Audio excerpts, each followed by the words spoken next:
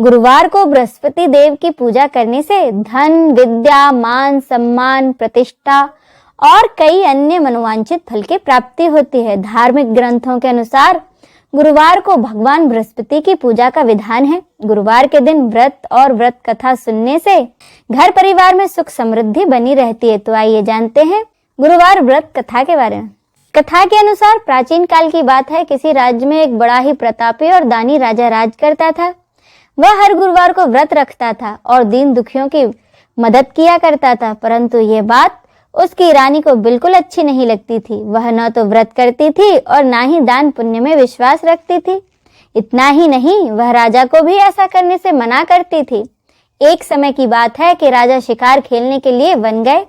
घर पर रानी और उसकी दासी थी। उसी समय गुरु बृहस्पति देव साधु का रूप धारण कर राजा के दरवाजे पर भिक्षा मांगने आए। साधु ने जब रानी से भिक्षा मांगी तो वह कहने लगी, हे साधु महाराज, मैं तो इस दान और पुण्य से तंग आ गई हूँ। आप कोई ऐसा उपाय बताएं जिससे कि मेरा सारा धन नष्ट हो जाए और मैं आराम से रह सकूं। इतना सुनकर बृहस्पति देव ने कहा कि हे देवी, तुम तो बड़ी विचित्र हो। संतान और धन से भला कोई दुखी होता है? अगर अधिक धन है तो इसे शुभ कार्यों में लगाओ, कुंवारी कन्याओं का विवाह कराओ, विद्यालय और बाग बगीचे का निर्माण कराओ, जिससे तुम्हारे दोनों लोग सुधरें। परंतु साधु की इन बातों से रानी को बिल्कुल खुशी नहीं हुई। उसने कहा कि मुझे ऐसे धन की आवश्यकता नहीं है जिसे मैं दान में दूं और जिसे संभालने में मेरा सारा समय नष्ट हो जाए। तब साधु ने कहा, अगर तुम्हारी ऐसी ही इच्छा है तो मैं जो बताता हूँ तुम वैसा ही करना। गुरुवार के दिन तुम अपने घर को गोबर से लीपना, अपने बालों को पीली मिट्टी से धोना, राजा से हजामत बनाने को कहना, भोजन में मांस मदिरा का प्रयोग करना, कपड़े धोबी के यहाँ धुलने देना। इस प्रकार 7 बृहस्पतिवार करने से तुम्हारा समस्त धन नष्ट हो जाएगा। इतना कहकर साधु के रूप में आए बृहस्पति देव वहां से अंतर्धान हो गए। साधु के कहे अनुसार रानी को केवल 3 ही बृहस्पतिवार बीते थे कि उसकी समस्त धन संपत्ति नष्ट हो गई। तब एक दिन राजा रानी से बोला कि रानी, तुम यहीं रहो, मैं दूसरे देश जाता हूँ, क्योंकि यहाँ पर सभी लोग मुझे जानते हैं, इसीलिए मैं कोई छोटा काम नहीं कर सकता। ऐसा कहकर राजा दूसरे देश चला गया। वहां वह जंगल से लकड़ी काट कर लाता और शहर में जाकर बेचता। इस तरह वह अपना जीवन व्यतीत करने लगा। इधर राजा के परदेश जाते ही रानी और दासी दुखी रहने लगी।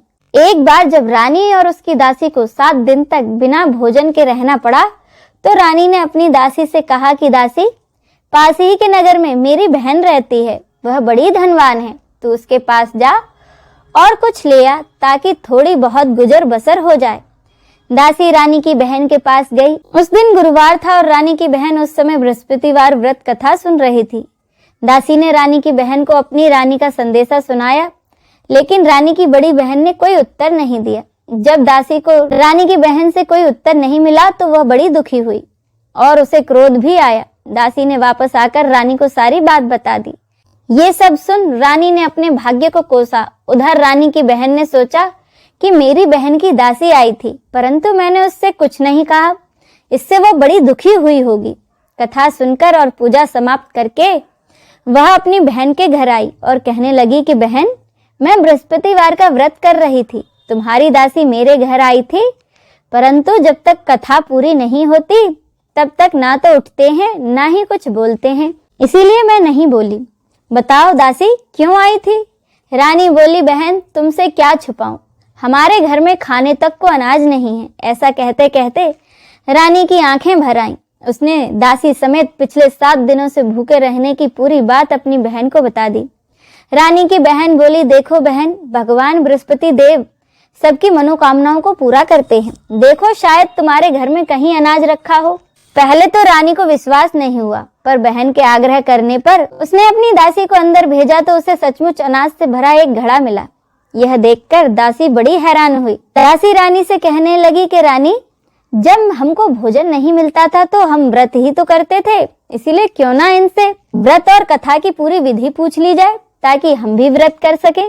तब रानी ने अपनी बहन से बृहस्पतिवार व्रत के बारे में पूछा। उसकी बहन ने बताया, बृहस्पतिवार के व्रत में चने की दाल और गुड़ केले की जड़ में अर्पित करें तथा दीपक जलाएं। व्रत कथा सुने और पीला भोजन ही करें, इससे बृहस्पति देव और भगवान विष्णु दोनों ही प्रसन्न होते हैं। व्रत और पूजा की विधि बताकर रानी की बहन अपने घर लौट गई। 7 दिन के बाद जब गुरुवार आया तो रानी और दासी ने व्रत रखा। वह घुड़साल में जाकर चना और गुड़ ले आईं। फिर उससे केले की जड़ तथा भगवान विष्णु की पूजा की। अब पीले भोजन की चिंता को लेकर दोनों बड़ी दुखी हुई, क्योंकि उन्होंने व्रत तो रखा था, इसीलिए बृहस्पति देव उनसे प्रसन्न थे। वह एक साधारण व्यक्ति का रूप धारण कर 2 थालों में पीला भोजन दासी को दे गए। भोजन पाकर दासी बड़ी प्रसन्न हुई और फिर रानी के साथ मिलकर भोजन ग्रहण किया। उसके बाद दासी और रानी हर गुरुवार को व्रत और पूजा करने लगी। बृहस्पति देव की कृपा से उनके पास फिर से धन संपत्ति आ गई, परंतु रानी फिर से पहले की तरह आलस्य करने लगी। तब दासी बोली, देखो रानी, तुम पहले भी इसी प्रकार आलस्य करती थी। तुम्हें धन रखने में कष्ट होता था, इस कारण सभी धन नष्ट हो गया, और अब जब बृहस्पति देव की कृपा से हमें पुनः धन प्राप्त हुआ है तो तुम फिर से आलस्य करने लगे। रानी को समझाते हुए दासी कहती है कि बड़ी मुसीबतों के बाद तो हमने ये धन पाया है, इसीलिए हमें दान पुण्य करना चाहिए, भूखों को भोजन कराना चाहिए, धन को शुभ कार्यों में खर्चना चाहिए। इससे तुम्हारे कुल का यश बढ़ेगा, स्वर्ग की प्राप्ति होगी और पितृ प्रसन्न होंगे। दासी की बात मानकर रानी अपना धन शुभ कार्यों में खर्चने लगी, जिससे कि पूरे नगर में उसका यश फैलने लगा। एक दिन राजा दुखी होकर जंगल में एक पेड़ के नीचे आसन जमाकर बैठ गया। वह अपनी दशा को याद करके व्याकुल होने लगा। बृहस्पतिवार का दिन था। एकाएक राजा ने देखा कि उस निर्जन वन में एक साधु प्रकट हुए। वह साधु वेश में आए कोई और नहीं, बृहस्पति देव थे। लकड़हारे के सामने आकर बोले कि लकड़हारे, इस सुनसान जंगल में तुम चिंता मग्न क्यों बैठे हो? लकड़हारे ने दोनों हाथ जोड़कर प्रणाम किया और उत्तर दिया कि महात्मा जी, आप सब कुछ जानते हैं, मैं क्या कहूँ। यह कहकर राजा रोने लगा और साधु को अपनी आत्मकथा सुनाई। साधु वेश में आए बृहस्पति देव ने कहा, तुम्हारी स्त्री ने बृहस्पति के दिन बृहस्पति भगवान का निरादर किया था, जिसके कारण रुष्ट होकर उन्होंने तुम्हारी यह दशा कर दी। अब तुम चिंता को दूर करके मेरे कहने पर चलो, तुम्हारे सब कष्ट दूर हो जाएंगे और भगवान पहले से भी अधिक तुम्हें धन संपत्ति देंगे। तुम बृहस्पति के दिन कथा किया करो, 2 पैसे के चने मुनक्का लाकर उसका प्रसाद बनाओ और शुद्ध जल से लोटे में शक्कर मिलाकर अमृत तैयार करो। कथा के बाद अपने सारे परिवार और सुनने वाले प्रेमियों में अमृत व प्रसाद बांटकर दूध भी ग्रहण करो। ऐसा करने से भगवान तुम्हारी सभी मनोकामनाओं को पूरा करेंगे। साधु के ऐसे वचन सुनकर लकड़हारा बोला कि हे भगवान, मुझे लकड़ी बेचकर इतना पैसा नहीं मिलता कि जिससे मैं भोजन के उपरांत कुछ बचा सकूं। मैंने रात में अपनी स्त्री को व्याकुल देखा है, मेरे पास कुछ पैसे भी नहीं जिससे कि मैं उसकी खबर मंगा सकूं। साधु ने कहा कि लकड़हारे, तुम किसी बात की चिंता मत करो। बृहस्पति के दिन तुम रोजाना की तरह लकड़ियां लेकर शहर जाओ, तुमको रोज से दुगना धन प्राप्त होगा, जिससे तुम भली भांति भोजन कर लोगे तथा बृहस्पति देव की पूजा का सामान भी आ जाएगा। इतना कहकर वह साधु अंतर्धान हो गए। धीरे धीरे समय व्यतीत होने पर फिर से बृहस्पतिवार का दिन आया। लकड़हारा जंगल से लकड़ी काटकर शहर में बेचने गया। उसे उस दिन लकड़ियों का दाम अधिक मिला। राजा ने चना गुड़ आदि लेकर गुरुवार का व्रत किया। उस दिन से उसके सभी कष्ट दूर हो गए। परंतु जब दोबारा गुरुवार आया तो बृहस्पतिवार का व्रत राजा करना भूल गया। इस कारण बृहस्पति भगवान नाराज हो गए। उस दिन उस नगर के राजा ने विशाल यज्ञ का आयोजन किया था तथा शहर में यह घोषणा करा दी कि कोई भी मनुष्य अपने घर में भोजन न बनाए, न आग जलाए, समस्त जनता मेरे यहाँ आकर भोजन करे। इस आज्ञा को जो न मानेगा उसे फांसी की सजा दी जाएगी। इस तरह की घोषणा संपूर्ण नगर में करवा दी गई। राजा की आज्ञा के अनुसार शहर के सभी लोग भोजन करने गए, लेकिन लकड़हारा कुछ देर से पहुंचा, इसीलिए राजा उसको अपने साथ अपने घर ले गए और अपने घर जाकर उसे भोजन करा रहे थे। तो रानी की दृष्टि उस खुंटी पर पड़ी जिस पर कि उसका हार लटका हुआ था, पर वह हार वहां दिखाई नहीं दिया। रानी ने निश्चय किया कि मेरा हार इसी मनुष्य ने चुरा लिया।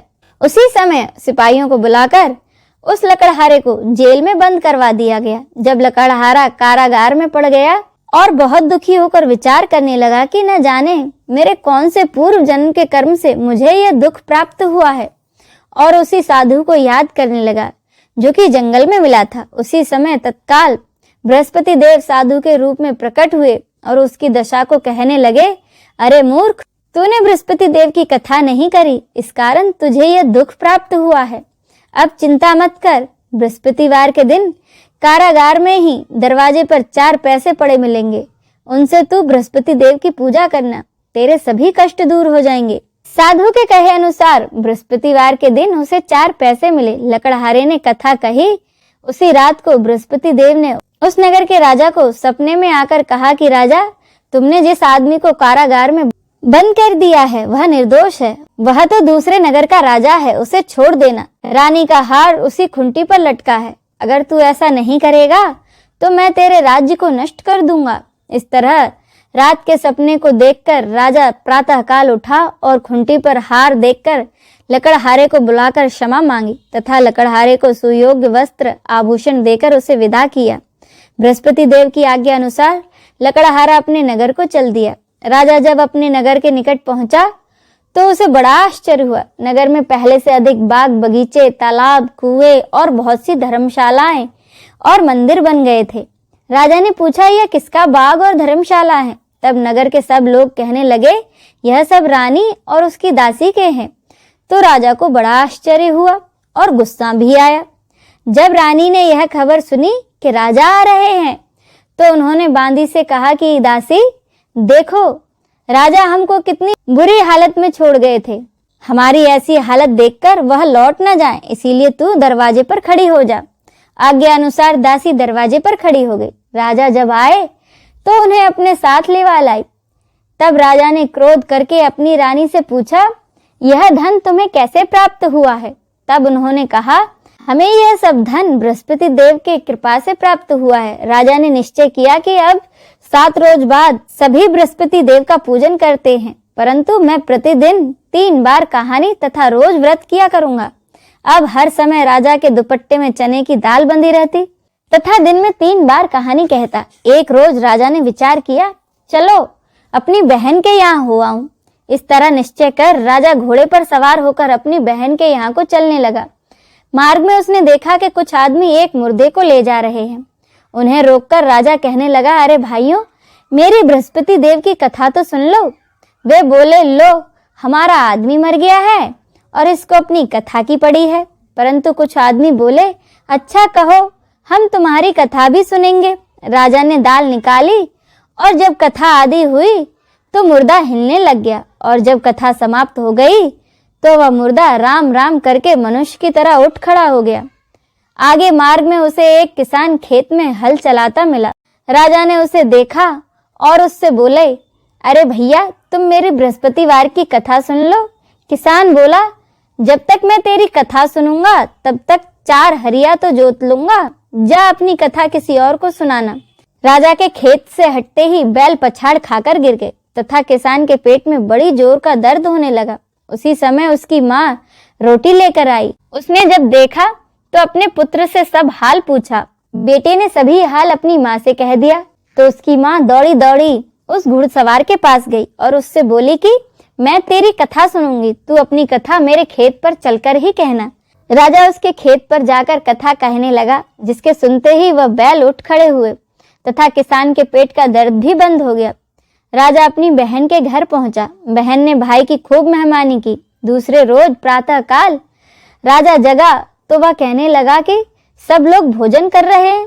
राजा अपनी बहन से कहा, ऐसा कोई मनुष्य नहीं है जिसने कि भोजन नहीं किया हो और मेरी बृहस्पतिवार की कथा सुन ले। उसकी बहन बोली, भैया, यह देश ऐसा ही है, यहाँ के लोग पहले भोजन करते हैं, बाद में दूसरे काम। तो राजा ने कहा कि देख लो, अगर कोई पड़ोस में हो तो बताओ। वह बोली, ठीक है। वह ऐसा कहकर देखने चलेगी, परंतु उसे कोई ऐसा व्यक्ति नहीं मिला जिसने कि भोजन न किया हो। अंत में वह एक कुम्हार के घर गई जिसका लड़का बीमार था। उसे मालूम हुआ कि उनके यहाँ 3 रोज से किसी ने भोजन नहीं किया है। रानी ने अपने भाई की कथा सुनने के लिए कुम्हार से कहा तो वह तैयार हो गया। राजा ने जाकर बृहस्पतिवार की कथा कुम्हार के यहाँ कही, जिसको सुनकर उसका लड़का ठीक हो गया। अब तो राजा की प्रशंसा होने लगी। एक रोज राजा ने अपनी बहन से कहा कि बहन, हम अपने घर को जाएंगे, तुम भी तैयार हो जाओ। राजा की बहन ने अपनी सास से कहा कि सासू माँ, मैं अपने मायके जा रही हूँ। तो तो उसकी सास ने कहा, ठीक है चली जाओ, लेकिन अपने लड़कों को मत ले जाना, क्योंकि तेरे भाई के कोई औलाद नहीं है। बहन ने अपने भाई से कहा कि भैया मैं तो चलूंगी, पर कोई बालक नहीं जाएगा। राजा बोला कि जब कोई बालक ही नहीं चलेगा तब तुम ही क्या करोगी। बड़े दुखी मन से राजा अपने नगर को लौट आया और सारी बातें अपनी रानी को बताई। रानी बृहस्पति देव से प्रार्थना करने लगी और कहने लगी कि हे बृहस्पति देव, हमें आपने सब कुछ दिया है, हमें एक औलाद भी अवश्य दें। उसी रात को बृहस्पति देव ने राजा को सपने में कहा कि राजा उठ, सभी सोच त्याग दे, तेरी रानी गर्भ से है। राजा यह बात सुनकर बड़ा खुश हुआ। 9वें महीने में रानी के गर्भ से एक सुंदर पुत्र पैदा हुआ। तब राजा बोला कि रानी, स्त्री बिना भोजन करे रह सकती है, पर बिना कहे नहीं। जब मेरी बहन यहाँ आए तो तुम उससे कुछ मत कहना। रानी ने कहा, ठीक है। जब राजा की बहन ने यह शुभ समाचार सुना तो वह बहुत खुश हुई और बधाई लेकर अपने भाई के घर आ गई। तब रानी ने कहा, जब भाई लेने गया था तब तो नहीं आई और अब दौड़ी दौड़ी चली आई। राजा की बहन बोली, भाभी मैं इस प्रकार न कहती तो तुम्हें औलाद कैसे मिलती। बृहस्पति देव ऐसे ही हैं, जैसे जिसके मन में कामनाएं हैं सभी को पूर्ण करते हैं। जो व्यक्ति सद्भावना पूर्वक बृहस्पतिवार का व्रत करता है एवं कथा पढ़ता और सुनाता है, बृहस्पति देव उसकी सभी मनोकामनाएं पूरी करते हैं। बोलो बृहस्पति देव की जय। अब सुने बृहस्पति देव की आरती। ओम जय बृहस्पति देवा, ओम जय बृहस्पति देवा, छिन्न छिन्न भोग लगाऊं, छिन्न छिन्न भोग लगाऊं, कदली फल मेवा। ओम जय बृहस्पति देवा, तुम पूर्ण परमात्मा, तुम अंतर्यामी, स्वामी तुम अंतर्यामी, जगत पिता जगदीश्वर, जगत पिता जगदीश्वर, तुम सबके स्वामी। ओम जय बृहस्पति देवा, चरणामृत निज निर्मल, सब पातक हरता, स्वामी सब पातक हरता, सकल मनोरथ दायक, सकल मनोरथ दायक, कृपा करो भरता। ओम जय बृहस्पति देवा, तन मन धन अर्पण कर, जो जन शरण पड़े, स्वामी जो जन शरण पड़े, प्रभु प्रकट तब होकर, प्रभु प्रकट तब होकर, आकर द्वार खड़े। ओम जय बृहस्पति देवा, दीन दयाल दयानिधि, भक्तन हितकारी, स्वामी भक्तन हितकारी, पाप दोष सब हरता, पाप दोष सब हरता, भवबंधन हारी। ओम जय बृहस्पति देवा, सकल मनोरथ दायक, सब संशय हारो, स्वामी सब संशय हारो, विषय विकार मिटाओ, विषय विकार मिटाओ, संतन सुखकारी। ओम जय बृहस्पति देवा, जो कोई आरती तेरी प्रेम सहित गावे, स्वामी प्रेम सहित गावे, जेठानंद आनंद कर, जेठानंद आनंद कर, सो निश्चय पावे। ओम जय बृहस्पति देवा। बोलो बृहस्पति देव भगवान की जय।